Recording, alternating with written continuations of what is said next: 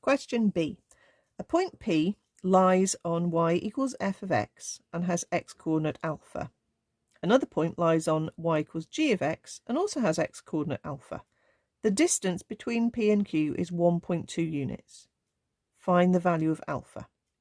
Okay, this sounds really complicated. Let's say our point P, well, we don't know where it is. It's got to be somewhere where there's a corresponding point on both graphs, so I don't want to pick anywhere over here. Let's pick somewhere on this side. Let's say alpha is somewhere on the x-axis, and then the y-coordinate is the height you're at there. So that would be point P. And Q also has the same coordinate for its x. So Q would be directly above it. So it's just spotting that P and Q have got to be, directly vertically in line with each other. And the distance has to be 1.2 units. So basically this is saying that the difference between your y coordinates of point P and point Q, okay, I could say YQ, YP possibly there, has to be 1.2.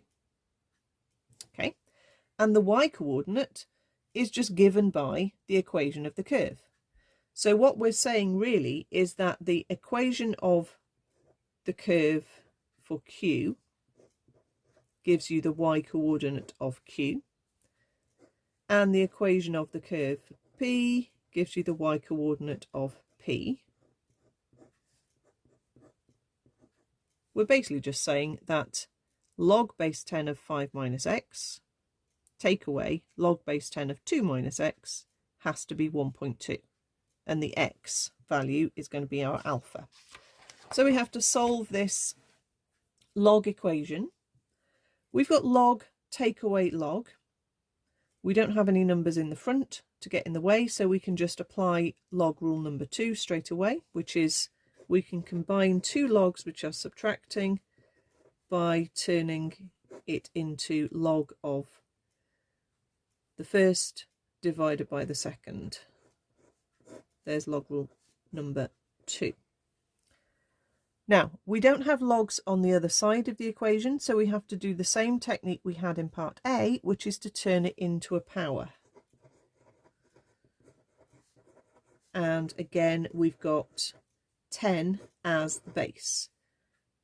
The power of the base you need to make 5 minus x over 2 minus x is 1.2. So you rewrite it as 10 to the power of 1.2 equals 5 minus x over 2 minus x.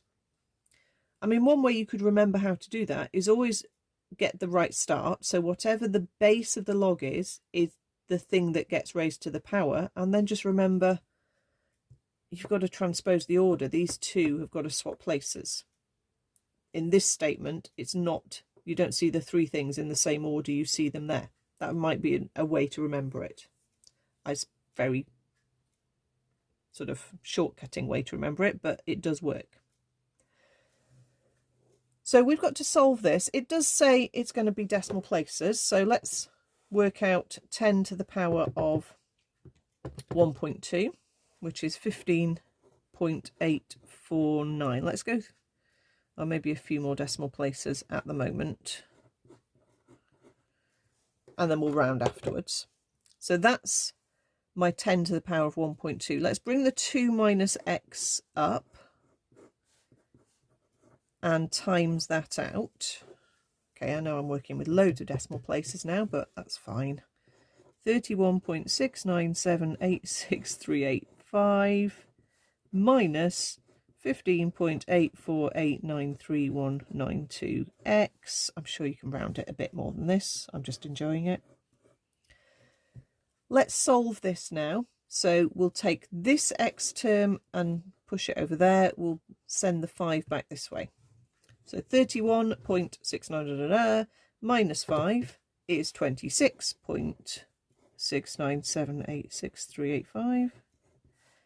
And when we hop this across, we've got positive 15 point whatever minus 1. So that would then be positive 14 point.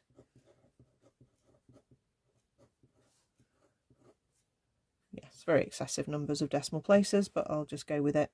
Divide this number by that number. I'll have to type it all in, but I may as well now I've started.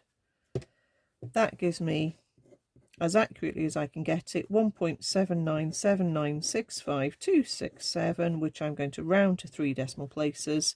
1, 2, 3, and that goes to 1.798. And hopefully that would give me the right answer. So I could check. I'll just use my rounded answer. So log base 10 of 5 minus 1.798. Take away log base 10 of 2 take away 1.798, 1.2. Lovely.